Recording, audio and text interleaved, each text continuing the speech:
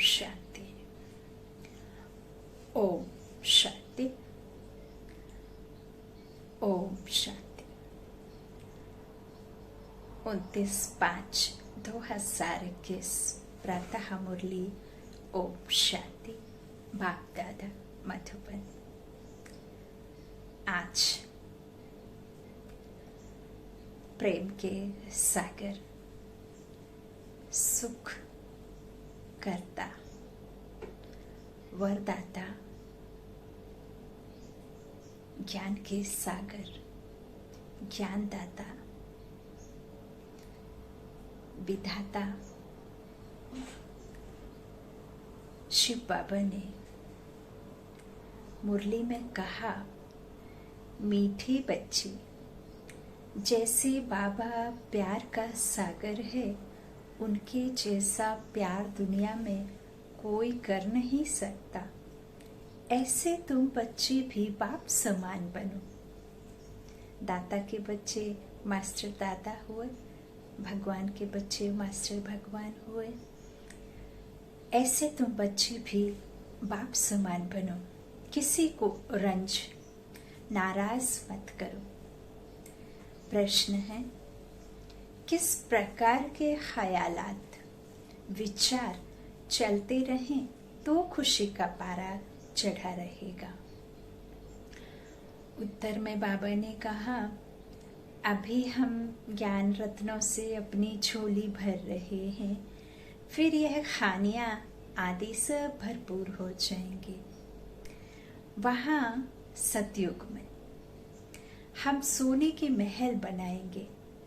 दूसरा, हमारा यह ब्राह्मण कुल उत्तम कुल है, सर्वश्रेष्ठ है ना। हम सच्चे सच्चे सत्य नारायण की कथा, अमर कथा सुनते और सुनाते हैं। ऐसे ऐसे ख्यालात चलते रहें तो खुशी का पारा चढ़ा रहे। मन और बुद्धि तो जो है संकल्पों से शांत नहीं होते। संकल्प तो निरंतर चलते रहते हैं, कभी निर्विकल्प तो कभी व्यर्थ तो कभी समर्थ, लेकिन मन कभी शांत नहीं रहता। मन हमेशा चलायमान रहता है। विचार जो चलते हैं, आपका मुख भले ही शांत रहे, लेकिन आपके अंतर मन में कुछ ना कुछ विकल्प चलते ही रहते हैं।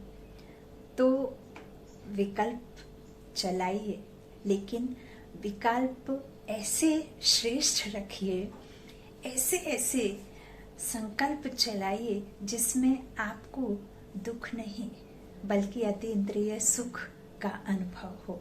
ऐसे ऐसे सतयुगी नज़ारों को अपने इस दिव्य दृष्टि से देखिए, और ऐसे ऐसे अपने बेहद के बाप के साथ, जिससे हमारा पिता और बच्चे का भगवान के साथ संबंध है, तो संबंध को याद करते उसके प्यार में लवलीन हो जाइए।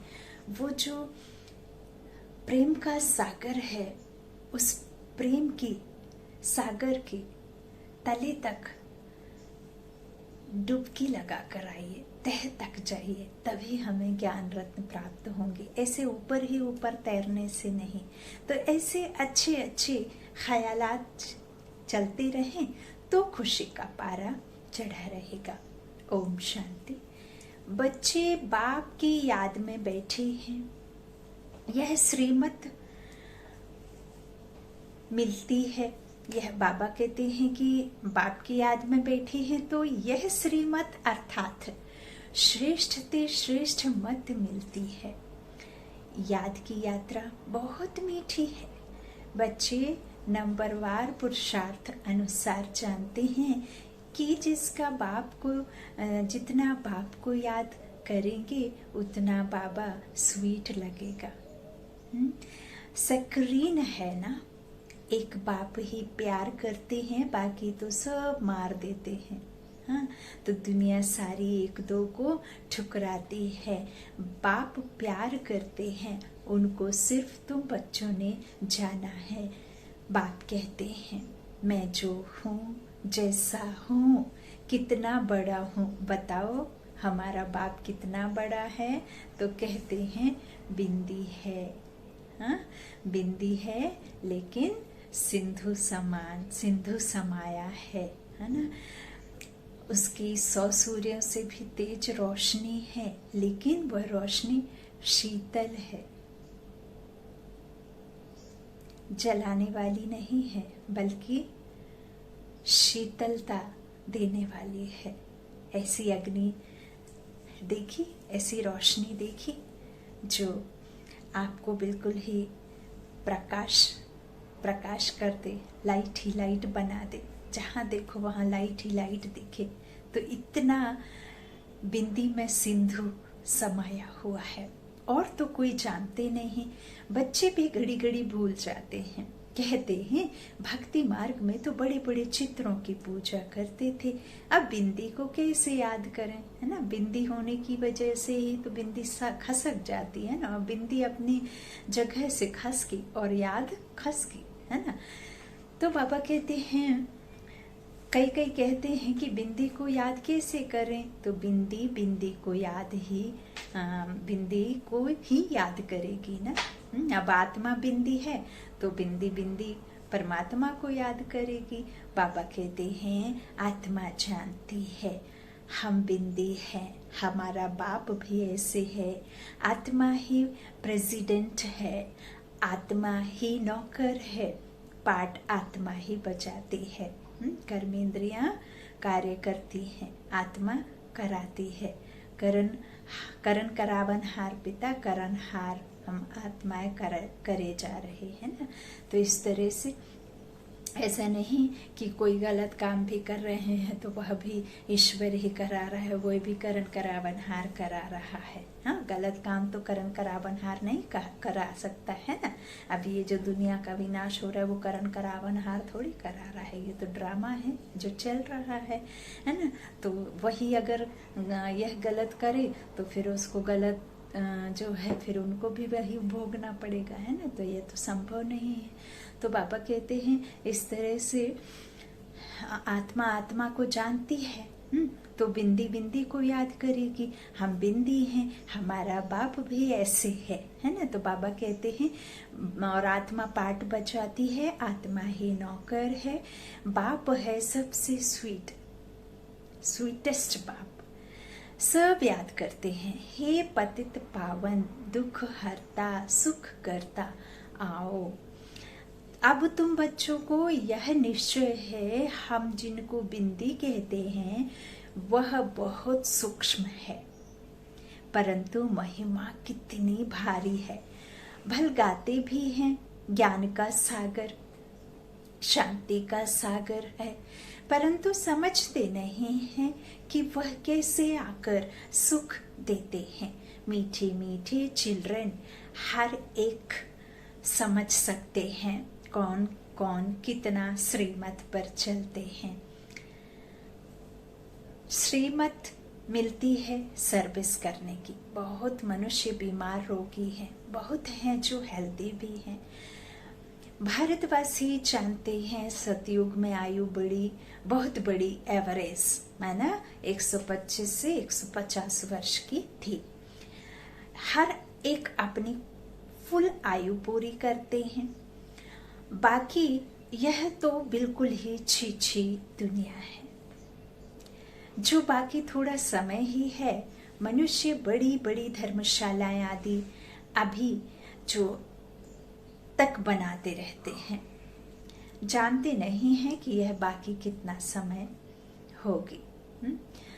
बाबा कहते हैं मंदिर आदि बनाते हैं, लाखों रुपया खर्च करते हैं, उनकी आयु की बाकी कितना समय होगी। अब जब नर से नारायण और मनुष्य से देवता बनते हैं तो आप ही इस मंदिर रूपी तन में पूज्य स्वरूप, ये आत्मा देव कुल की देवात्मा है ना, तो ये हमारा शरीर मंदिर बनता है और उसमें ये पूज्य देवी जो आत्मा है वो विराजमान होती है। तो आपका ही पूज्य स्वरूप सतयुग में होता है। तो जब आप ही पूज्य रहेंगे तो आपकी मंदिर आदि थोड़ी बनाए। ये जो भी हम देख रहे हैं, ये जो भी शास्त्र हो गए या जो भी शिक्षाओं के साधन है, जो हॉस्पिटल आदि हैं, तो ये सब तो वहाँ दरकार ही नहीं, क्योंकि वहाँ तो कोई बीमार पड़ता ही नहीं है। तो ये कुछ कुछ चीज़ें तो जो इधर की हैं, छीछी दुनिया नरक की, तो वो तो वहाँ नरक की तो कोई वहाँ जा ही नहीं सकती है ना। तो फिर इस तरह से बाबा कहते हैं कि जो ये बिल्कुल छी ही दुनिया है, तो इसका भी समय बहुत कम बचा। और बाकी जो भी मंदिर है या धर्मशाला है या जो भी बनाते हैं मंदिर आदि, जो लाखों खर्च करते हैं, तो बाबा कहते हैं जानते नहीं हैं कि अभी कितना समय बाकी है, बनाते जाते हैं, है ना। तो मंदिर आदि बनाते हैं, लाखों रुपया खर्च करते हैं, बाबा कहते, लेकिन कुछ भी जानते नहीं कि समय कितना है। तुम जानते हो यह तो टूटेगी टूटे। तुमको बाबा मकान आदि बनाने के लिए कभी मना नहीं करते हैं। तुम अपने ही घर में एक कमरे में हॉस्पिटल कम यूनिवर्सिटी बनाओ, बिगर कोई खर्चा, हेल्थ, वेल्थ, हैप्पीनेस 21 जन्मों के लिए लेना है। इस नॉलेज से यह भी समझाया है, तुमको सुख बहुत मिलता है। जब तमो प्रधान बने तब जास्ती दुख होता है। जितना जितना तमो प्रधान बनते जाएंगे, उतना दुनिया में दुख अशांति बढ़ती जाएगी। बाबा कहते हैं मनुष्य बहुत दुखी होंगे, फिर जय जयकार हो जाएगी। तुम बच्चों ने जो विनाश दिव्य दृष्टि से देखा है, सो फिर प्रैक्टिकल में देखना है, और वह तो अभी सीन आ भी गए हैं प्रैक्टिकल में, है ना। बाबा कहते स्थापना का साक्षात्कार भी बहुतों ने किया है। छोटी बच्चियां बहुत साक्षात्कार करती हैं। ज्ञान कुछ भी नहीं था, पुरानी दुनिया का विनाश भी जरूर होना है। तुम बच्चे जानते हो, बाप ही आकर स्वर्ग का वर्षा देते हैं, परंतु बच्चों को फिर पुरुषार्थ करना है उच्च पद पाने का। तुम बच्चों को बाप बैठ यह सब बातें समझाते हैं। वह थोड़े ही जानते हैं कि बाकी थोड़ा समय है। बाप कहते हैं मैं हूं दाता, मैं तुमको देने आया हूं। हाँ? मनुष्य कहते हैं पतित पावन आओ, आकर हमको पावन बनाओ। तो आत्मा कहती है कि आत्मा पतित तमो प्रधान बन गई है, आत्मा ही दुखी हो गई है, तो पतित पावन आओ और हमको आकर इस दुख से छुड़ाओ।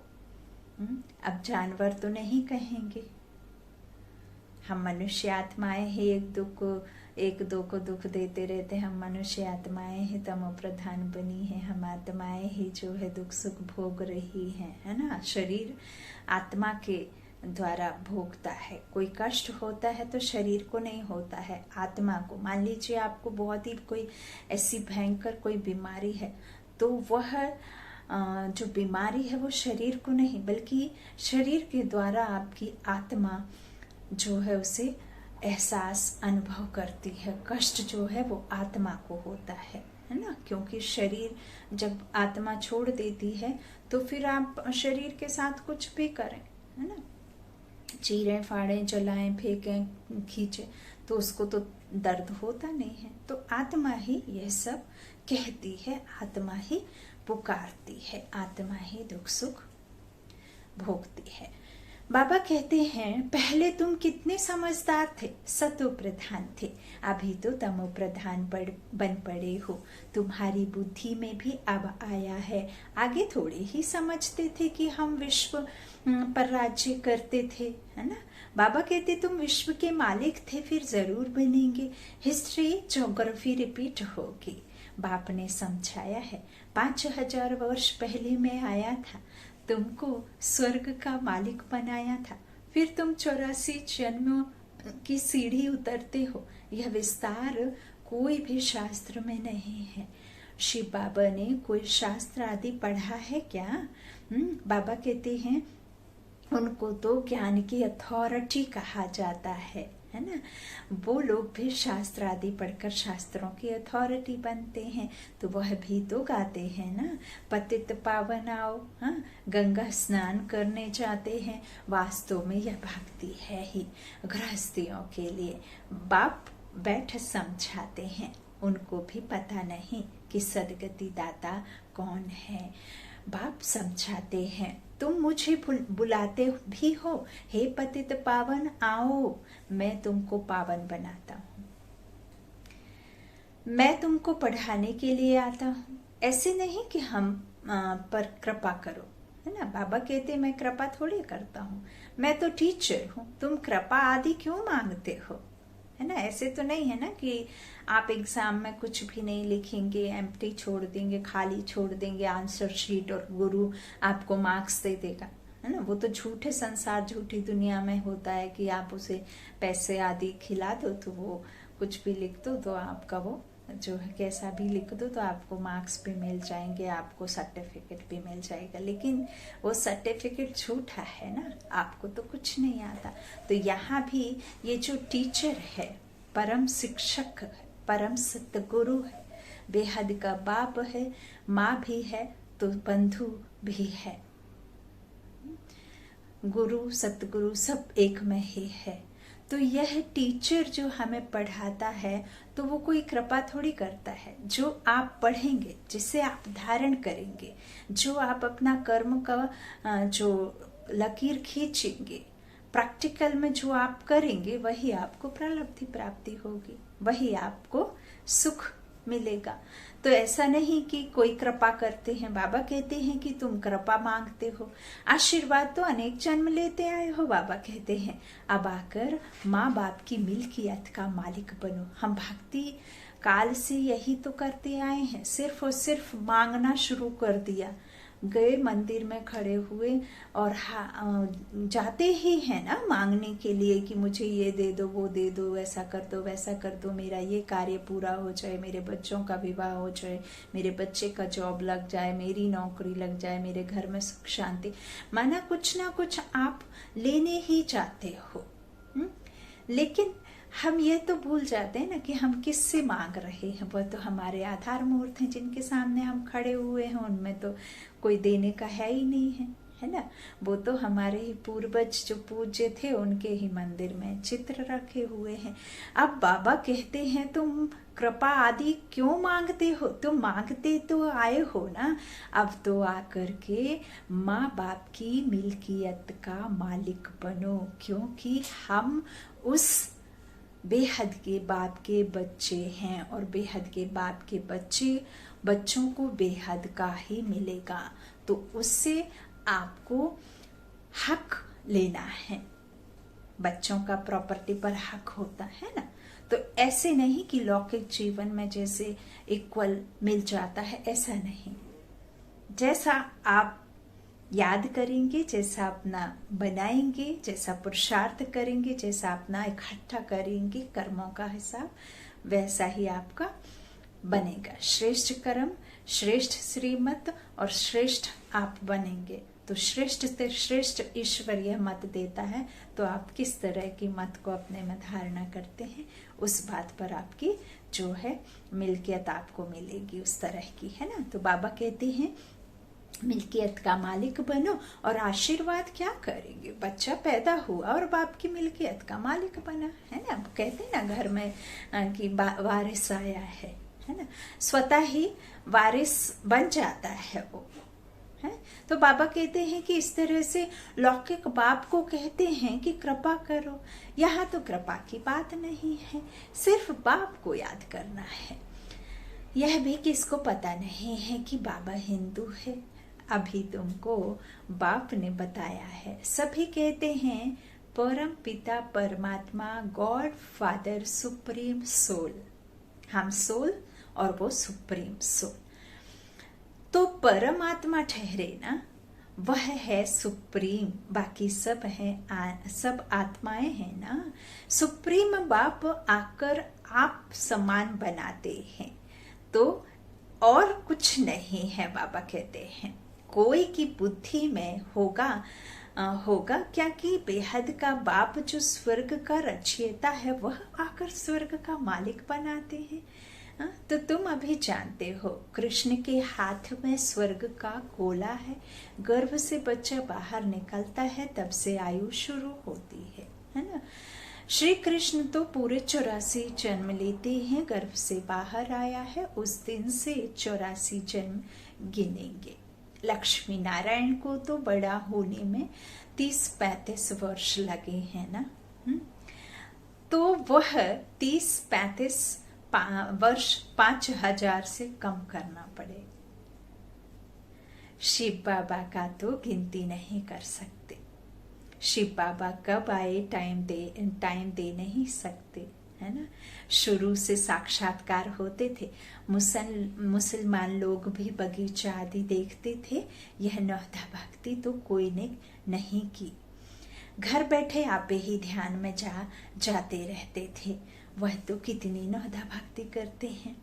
तो बाप बैठ सम्मुख समझाते हैं, है ना। भक्ति काल में भी देखिए, कोई खाना छोड़ देता है, कोई जंगलों में चला जाता है, कोई कुछ करता है, कोई कुछ करता है, अपने अपने हिसाब से उस ईश्वर की प्राप्ति में ध्यान मग्न हो जाते हैं। कोई अपने एक समाधि ले लेते हैं और वो समाधि में फिर अब वो क्या करते हैं। तो देखिए, यह तो सबसे बड़ी बात है कि ईश्वर जो भगवान हमें इस ज्ञान में यह बातें बताते हैं कि ना तो आपको शरीर को कष्ट देने की आवश्यकता है और ना ही आपको गृहस्थ छोड़ने की आवश्यकता है और ना ही आपको अपना कर्म छोड़ने की आवश्यकता है।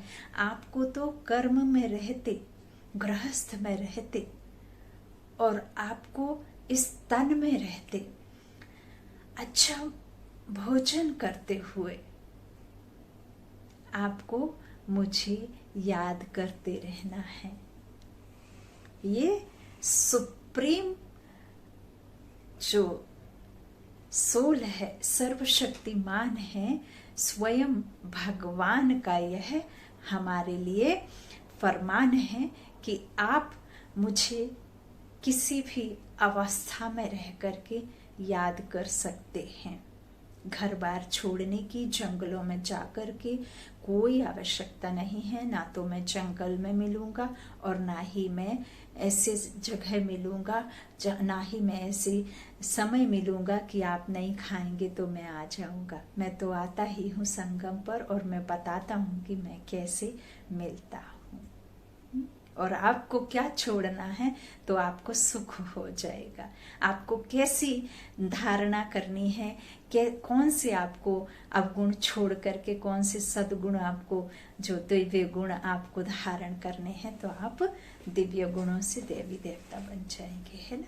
तो इतनी सी बात बाबा हमें आकर के समझाते हैं। बाबा कहते हैं नौधा भक्ति तो कोई ने की नहीं की, घर बैठे आप ही ध्यान में जाते रहते थे। वह तो कितनी नौधा भक्ति करते हैं। तो बाप बैठ सम्मुख समझाते हैं। बाबा दूर देश से आया है, उतनी दूर से जहाँ कोई साइंस की शक्ति भी नहीं जा सकती है। इतनी दूर देश से आया है ना। और दूर देश इसीलिए क्योंकि वो आता ही है 5000 वर्ष में, कल्प के जो अंत में संगम में आता है ना। तो बाबा कहते हैं कि दूर देश से आया है, यह बच्चे जानते हैं, इसमें प्रवेश कर हमको पढ़ाते हैं। लेकिन फिर बाबा फिर बाहर जाने से नशा कम हो जाता है। याद रहे तो खुशी का पारा भी चढ़ा रहे और कर्मातीत अवस्था हो जाए, परंतु उसमें टाइम चाहिए। अब देखो, श्री कृष्ण की आत्मा को अंतिम जन्म में फुल ज्ञान है, फिर गर्भ से बाहर निकलेंगे, पाई का भी ज्ञान नहीं होगा। बाबा कहते हैं कि अभी जो अंतिम है ना उनका जन्म, तो अभी उनको फुल ज्ञान है संगम में। फिर गर्भ से बाहर निकलेंगे तो पाई का भी ज्ञान नहीं होगा, क्योंकि ये ज्ञान साथ में नहीं जाएगा। और दूसरा, ये ज्ञान देवताओं के पास प्रायः लोप हो जाता है ना, उसकी प्रालब्धि मिलती है, आप सभी जानते हैं। तो बाप आकर समझाते हैं, कोई ने कृष्ण ने कोई मुरली बजाई नहीं। बाप स्वयं आकर के समझाते हैं कि कौन सी मुरली का क्या सार है ना। तो वो कृष्ण ने तो कोई मुरली बजाई नहीं, वह तो ज्ञान जानते ही नहीं। हाँ, तो ज्ञान जानते नहीं तो मुरली कैसे बजाएंगे। लक्ष्मी नारायण ही नहीं जानते तो फिर ऋषि मुनि सन्यासी आदि कैसे जानेंगे। यह भी तो आपको विचार मंथन करने की बात है है ना। तो बाबा कहते हैं विश्व के मालिक लक्ष्मी नारायण ने ही नहीं जाना तो फिर यह सन्यासी लोग कैसे जानेंगे। कहते हैं श्री कृष्ण सागर में पीपल के पत्ते पर आया, यह किया, यह सब कहानियां हैं जो बैठ लिखी हैं। फिर कह दिया कि उसे सांप ने डसा तो वो काले हो गए। नागनंद वो मंथन जो दिखाते हैं ना उसमें कि नदी में जहर था, या जो भी बॉल वॉल लेने गए, या जो भी उनके पीछे दंत कथाएं बताई गई हैं, तो वो सतो प्रधान बालक को जहर और यह सब जो नाग आदि की काटने की बात है, तो वहां तो इस तरह का कुछ सीन ही नहीं है। उस सतो प्रधान बालक को तो कोई बीमारी, कोई सांप बिच्छू काट ही नहीं सकता है। वो तो आते ही हैं काले जब होते हैं, जब वाम मार्ग में गिर काम चिता पर बैठ काले होते हैं, है ना। तो जहर आदि की तो सतो प्रधान अवस्था में बात ही नहीं है। और उस बच्चे को, और ना ही कोई बांसुरी बजाने की, भगवान जो गॉड लॉर्ड की रचना करते हैं तो लॉर्ड क्या बांसुरी बजाएगा, है ना। यहाँ स्वयं भगवान आकर के हमें ये मुरली ज्ञान देते हैं ब्रह्मा मुख के द्वारा। तो बाबा कहते हैं इस तरह से अब बाप समझाते हैं, कोई भी जो है इस तरह की बातें कह देते हैं कि जो बैठ लिखी है, कि इस तरह से कहते कि नदी में पैर डाला तो वह नीचे चली गई। विचार करो, बाबा कहते हैं कि पीपल के पत्ते पर आया और इस तरह से किया तो, और नदी पे पैर रखा तो पानी नीचे चला गया। बाबा कहते हैं विचार करो मनुष्य क्या क्या बातें बना सकते हैं। अब बाप समझाते हैं कोई भी उल्टी सुलटी बातों पर कभी विश्वास नहीं करना है। शास्त्र आदि कितने मनुष्य पढ़ते हैं, बाप कहते हैं पढ़ा हुआ सब भूल जाओ, इस देह को भी भूल जाओ। आत्मा ही एक शरीर छोड़ दूसरा लेकर पाठ बजाती है, भिन्न भिन्न नाम रूप देश चोला पहनकर। बाबा कहते हैं, अब बाप कहते हैं यह छीछी वस्त्र है ना, पुरानी पतित है ना यह। तो इस तरह से आत्मा और शरीर दोनों पतित हैं। आत्मा भी तमो प्रधान और ये शरीर भी जो है कहना चाहिए बेकारी तन, है ना। तो बाबा कहते हैं दोनों पतित हैं। आत्मा को ही श्याम और सुंदर कहा जाता है। आत्मा पवित्र थी तो सुंदर थी, फिर काम चिता पर बैठने से काले बने हैं। अब फिर बाप ज्ञान चिता पर बिठाते हैं और पतित पावन बाप कहते हैं मुझे याद करो तो यह खाद ही निकल जाएगी। आत्मा में ही खाद पड़ती है। बाबा कहते हैं कलयुग अंत में तुम गरीब हो, कलयुग के अंत में तुम गरीब हो। वहां सतयुग में फिर तुम सोने के महल बनाएंगे, इसके ईंट पत्थर और मिट्टी से नहीं बनेंगे। वंडर है ना। यहाँ हीरो का देखो कितना मान है। आप गोल्ड हर कोई खरीद सकता है, सिल्वर भी हर कोई खरीद सकता है, कॉपर भी हर कोई खरीद सकता है, लेकिन डायमंड हर कोई नहीं खरीद सकता, है ना। तो बाबा कहते हैं कि देखो यहाँ कितना मान है ना हीरो का। वहां तो पत्थरों मिसल होते हैं, वहां तो जगह जगह आपको पत्थरों के रूप में हीरे मिल जाएंगे, और सच्चे वाले, है ना, झूठे भी नहीं। बाबा कहते हैं अभी तुम बाप से ज्ञान रत्नों की झोली भर रहे हो। अब ज्ञान रत्नों की झोली माना कोई आपका बैंक बैलेंस जो स्थूल धन संपदा जो भर जाएगी, वो वाली धन संपदा की बात बाबा नहीं कह रहे हैं। यहाँ आत्मा रूपी जो झोली खाली हो गई है ना, वह ज्ञान रत्नों से भरती है। और जब हम ज्ञान रत्नों से भरपूर होकर के दिव्य गुणों को धारण कर, तो फिर हम ऐसा सब कुछ हमारे पास में स्थूल धन भी भरपूर होते हैं, है ना। जमीन अमीन सब कुछ बिल्कुल संसार ही हमारा हो जाता है। तो इस तरह से बाबा कहते हैं कि तुम बाप से ज्ञान रत्नों की झोली भर रहे हो, लिखा हुआ है सागर से रत्नों की थालियां भर ले आते हैं। तो कौन सा सागर, कौन सी थालियां, है ना, ये भी तो बात समझने की है ना। बाबा कहते हैं सागर से जितना भी चाहिए उतना लो। उसके पीछे की बात ये है कि ये ज्ञान सागर ज्ञानदाता जो है वह खजाना अखुट है। जितना आप लेते जाओ वो और लेते जाओ, लेकिन वह कभी खत्म नहीं होता। कहते हैं ना, जंगल को जो स्याही बना लो और जंगल के कलम बना लो, स्याही बना लो समुद्र को, तो भी ये ज्ञान खत्म ना हो, है ना। इस तरह से तो दिखाते हैं कि सागर से ज्ञान रत्नों की थैलियां भर लाते हैं। तो बाबा कहते हैं सागर से जितना चाहिए उतना लो, तो खानियां ही भरतू हो जाती हैं। तुमने साक्षात्कार किया है, माया मच्छंदर का भी खेल दिखाते हैं। उसने देखा सोने की ईंटें पड़ी हैं, ले जाता हूँ, नीचे आया तो कुछ था नहीं, वहां तो सोने की ईंटों की महल बनाएंगे। ऐसे ऐसे ख्यालात आने चाहिए तो खुशी का पारा चढ़े। बाबा कहते हैं बाप का परिचय देना है। शिव बाबा 5000 वर्ष पहले भी आया था, यह किसको पता नहीं है। तुम जानते हो 5000 वर्ष आकर तुमको राजयोग सिखाया था, कल्प कल्प तुमको ही सिखाएंगे। जो आकर ब्राह्मण बनेंगे वह फिर देवता बनेंगे। बाबा कहते हैं विराट रूप भी बनाते हैं ना, तो उसमें ब्राह्मणों की चोटी गुम कर दी है। बाबा कहते हैं उनमें ब्राह्मणों की चोटी गुम कर दी है। ब्राह्मणों का कुल बहुत उत्तम गाया जाता है, वह है जिस्मानी ब्राह्मण, जो घर घर में पूजा पाठ करते हैं ना। तुम हो रूहानी। बाबा कहते हैं तुम सच्ची सच्ची कथा सुनाते हो, यही सत्यनारायण की कथा अमर कथा है। तुमको अमर कथा सुनाए अमर बना रहे हैं, यह मृत्यु लोक खत्म होना है। शिव बाबा कहते हैं मैं तुमको लेने आया हूँ। कितनी ढेर आत्माएं होंगी और आत्मा वापस घर में जाती है तो कोई आवाज थोड़े ही होती है। जहाँ आत्माएं निवासी हैं, जिधर की रहने वाली हैं, तो वहाँ आत्माएं कितनी ढेर। देखिए इस संसार में जो है 7 करोड़ से भी ज्यादा मनुष्य आत्माएं हैं। अब ये सभी आत्माएं तो सतयुग में नहीं आ सकती हैं। सतयुग का जो मनुष्य सृष्टि का जो सतयुगी झाड़ है वह बहुत छोटा है। अब इतने करोड़ों में 9 लाख का बताया है बाबा ने, तो 9 लाख आएंगी तो उतना छोटा झाड़ रहेगा।